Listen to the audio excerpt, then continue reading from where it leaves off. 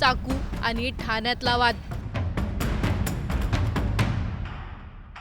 परप्रांतीय कामगारांकडून मराठी तरुणाला मारहाण। सोसायटीच्या पार्किंगचा एक्सक्लुझिव्ह सीसीटीव्ही। शहरात पुन्हा एकदा हिंसाचाराची धक्कादायक घटना समोर आली आहे। क्षणभराचा वाद आणि त्याचं रूपांतर थेट जीवघेण्या हल्ल्यात। रस्त्यावर घडलेली ही घटना पाहून परिसरात भीतीचं वातावरण पसरलं आहे। नेमकं काय घडलं, वाद कशामुळे पेटला आणि या प्रकरणात पोलिसांची भूमिका काय, सविस्तर जाणून घेणार आहोत। त्यामुळे हा व्हिडिओ शेवटपर्यंत नक्की पहा आणि टाइम्स नाऊ मराठीच्या सर्व माध्यमांना सबस्क्राईब आणि फॉलो करायला विसरू नका।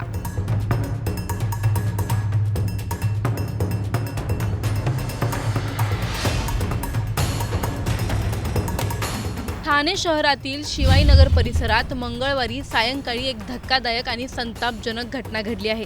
निळकंठ कॉम्प्लेक्समधील लेकव्ह्यू इमारतीजवळ एका मराठी तरुणाकडून गाडी धुतली जात असताना पाणी उडाल्याच्या कारणावरून परप्रांतीय कामगारांनी त्याच्याशी वाद घातला। सुरुवातीला शाब्दिक वादांपुरती मर्यादित असलेली बाचाबाची काही क्षणातच हिंसक वळणावर गेली।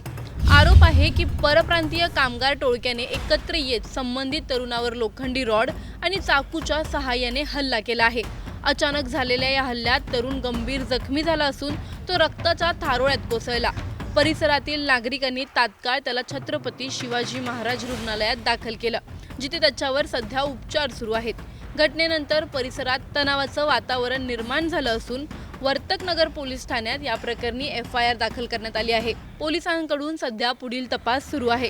शहरात वाढणाऱ्या अशा टोळक्यांच्या हिंसाचाराला आळा कधी बसणार?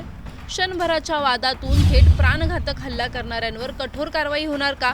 आणि सर्वात महत्त्वाचं म्हणजे ठाण्यातील सामान्य नागरिक सुरक्षित आहेत का? क्षणभराच्या वादातून जर भाषेचा आणि ओळखीचा मुद्दा पुढे येत असेल तर शहरात सामाजिक सलोखा कुठे चाललाय? मराठी माणूस आपल्याच शहरात असुरक्षित होत चाललाय का? की अशा घटनांना केवळ सामान्य वाद म्हणून दुर्लक्ष केलं जातंय? मराठी अमराठी वाद पेटवणाऱ्या अशा हिंसक घटनांवर प्रशासन वेळीच लगाम घालणार का? आणि सर्वात मोठा प्रश्न म्हणजे ठाण्यासारख्या शहरात कायदा आणि सुव्यवस्था खरंच अबाधित आहे का? तुम्हाला या प्रकरणी काय वाटतं? आम्हाला कमेंटमध्ये नक्की कळवा आणि व्हिडिओ आवडल्यास लाईक, शेअर आणि चॅनलला सबस्क्राईब करायला विसरू नका।